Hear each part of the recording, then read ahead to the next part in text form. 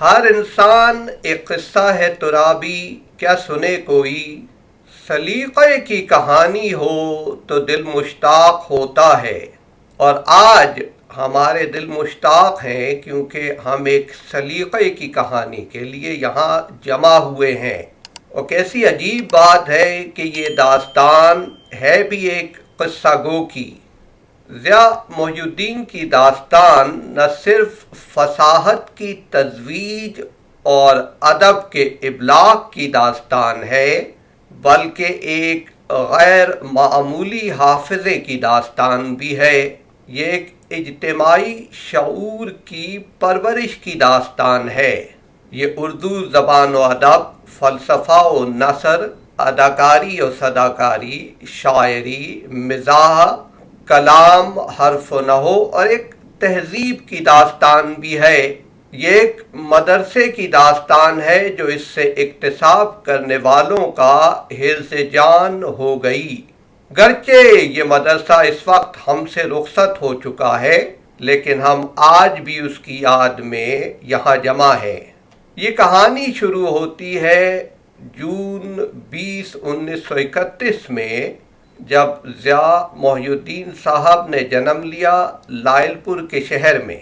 جی ہاں، یہ وہی لائل پور ہے جسے بڑا ہو کے مشرف با ایمان ہو کے فیصل آباد بننا تھا۔ ضیاء صاحب کی زندگی کے اوراق کھولتے چلے جائیں تو ہمیں ہنرمندی کے کئی ادوار دکھائی دیتے ہیں، جن میں ان کے کام، ان کی صلاحیت اور ان کے مزاج کی داستانیں بکھری پڑی ہیں۔ اداکاری سے لے کے صداکاری تک، ہدایت کاری سے لے کے مینجمنٹ تک، اور ان کو سمیٹتے جائیں تو آپ کو صرف ایک فرد کی نہیں بلکہ پاکستانی سماج کے ثقافتی عروج و زوال کی کہانی بھی سمجھ آتی چلی جائے گی۔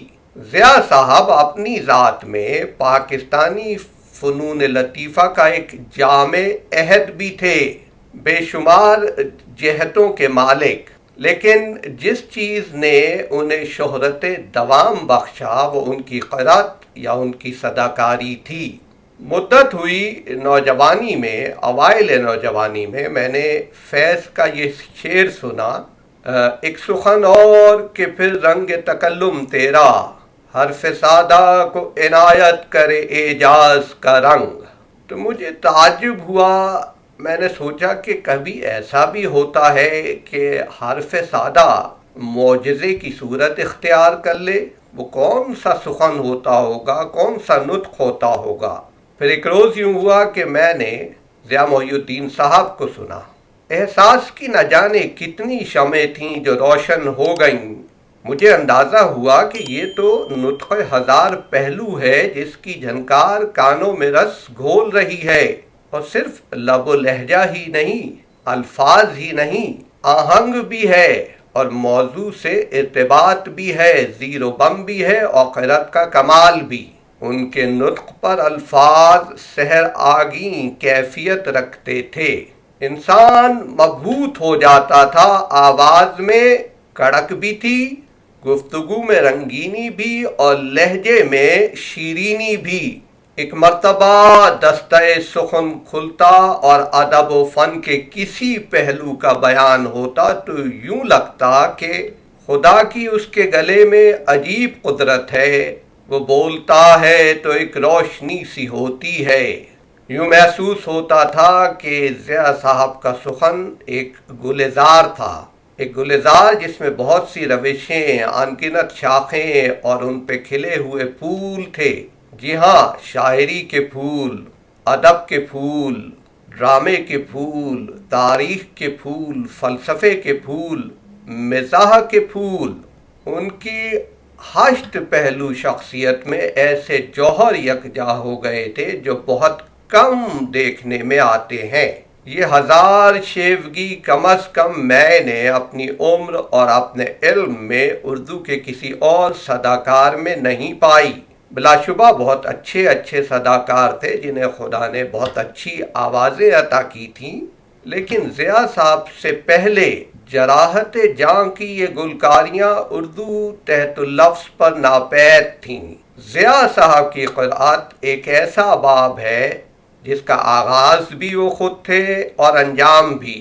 وہ موسیقی کے ابدی حسن کی گہری بصیرت کے مالک تھے اور شعر و ادب کی بلندیوں سے مانوس تھے۔ علم و ذہانت کے گرامایا خزانے انہوں نے اپنی قرأت میں سمو لیے تھے، اور پھر ان خزانوں سے مجھے سے کم مایا اور کج فہم بھی فیضیاب ہوتے تھے۔ ضیاء صاحب کی تحت لفظ ادائیگی محض زور بیاں، روانی اور ولولہ انگیزی کی قرأت نہ تھی، وہ علم آموز اور فکر انگیز پڑھت تھی۔ پھول کی خوشبو، ہوا کی چاپ، شیشے کی کھنک، کون سی شے ہے جو تیری خوش بیانی میں نہیں۔ فیض صاحب نے ایک مرتبہ کہا تھا کہ اور کیا خوب کہا تھا کہ جو رکے تو کوہ گراں تھے ہم۔ اور واقعی اعلیٰ پائے کا ادب کوہ گراں ہی تو ہے، لیکن اس کوہ گراں کو آب رواں بنانا صرف ضیاء صاحب ہی کا خاصہ ہے۔ ضیاء صاحب نے اپنے مزاج کے ادبی اور بالخصوص شاعرانہ عنصر کی ہمیشہ حفاظت کی، اور یہی وجہ تھی کہ قرأت کے دقیق سے دقیق مراحل میں بھی ان کی سخنوری ان کی ادائیگی کو چار چاند لگاتی رہی۔ قرأت کے لیے جن امور سے مکمل واقفیت ضروری ہے، ضیاء محی الدین ان سے بہرور تھے۔ اشارات، استعارات، آواز، اشعار، تلمیحات، معانی، آہنگ، زیر و بم، سب کچھ ان کے تصرف میں تھا۔ آج ہم اس بات کی گواہی ہیں، اور ضیاء صاحب کی قرأت اس کلیے کی نفی کرتی ہے کہ تقریر کی عمر کم ہوتی ہے۔ کتنے ہی دل ہیں جو آج بھی ان کی پڑھت سے گداز ہوتے ہیں، ان کا بیان سنتے ہی پگھل جاتے ہیں، ان کا نام آتے ہی مائل ہو جاتے ہیں۔ ان کا اعجاز ان کی زندگی میں بھی مسلم تھا اور آج بھی اپنی مثال آپ ہے۔ آج جب میں ان کی یادوں کی قندیل روشن کرنے بیٹھا ہوں تو لگتا ہے کہ وہ آواز ذہن میں گونج رہی ہے، وہ آواز جس نے مجھے یہ احساس دیا کہ انسانی نطق ایک سحر بھی ہوتا ہے، ایسا نطق کہ سننے والے پتھر کی طرح جامد و ساکت ہو جائیں اور صرف آواز میں کھو جائیں۔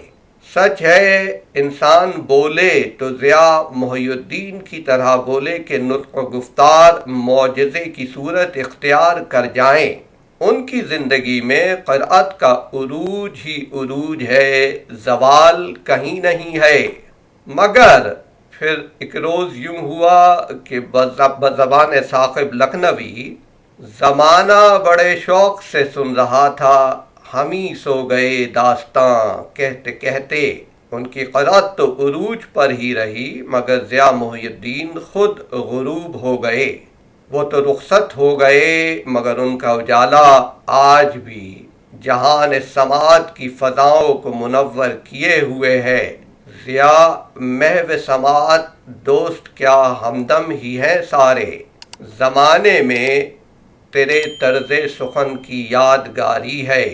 ہر چند کہ ضیاء صاحب کراچی میں مٹی کی آغوش میں آرامیدہ ہیں، مگر بعد از وفات تربت ما در زمیں مجو، در سینہ ہائے مردم عارف مزار ما۔